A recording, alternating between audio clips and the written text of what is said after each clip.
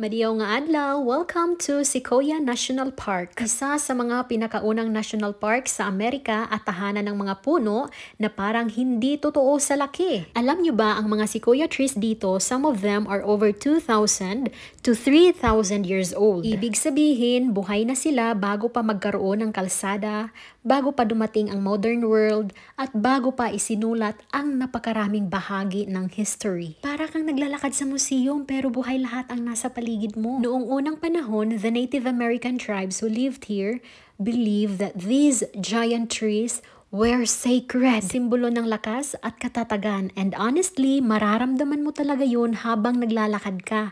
Kasi ang tahimik, ang lamig ng hangin, at para kang niyayakap ng nature. Noong 1850s, maraming tao ang dumating dito para maglog at magputol ng puno. Ang dami talagang nawala, but in 1890, the US government finally decided to protect this place. Kaya pinanganak ang Sequoia National Park, the second oldest national park in the whole country. Ginawa ito para iligtas ang mga higanting puno para hindi sila maubos. Imagine, for thousands of years, they survived fires, storms, at kung ano-anong disasters.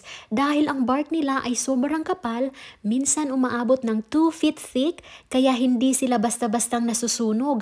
Parang may sariling armor. At habang naglalakad ako dito, hindi ko maiwasang mag-reflect na kung kaya ng mga punong ito tumindig ng matatag sa loob ng libo-libong taon, maybe kaya ko rin.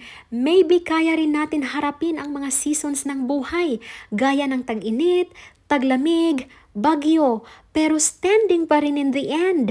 Ang Sequoia ay hindi lang basta lugar, it's a reminder to breathe deeper, appreciate life, and honor the things that have stood the test of time. So yes, this place is more than just a trip. It's a moment, a memory, a story I'm taking with me, and now I'm sharing it with you.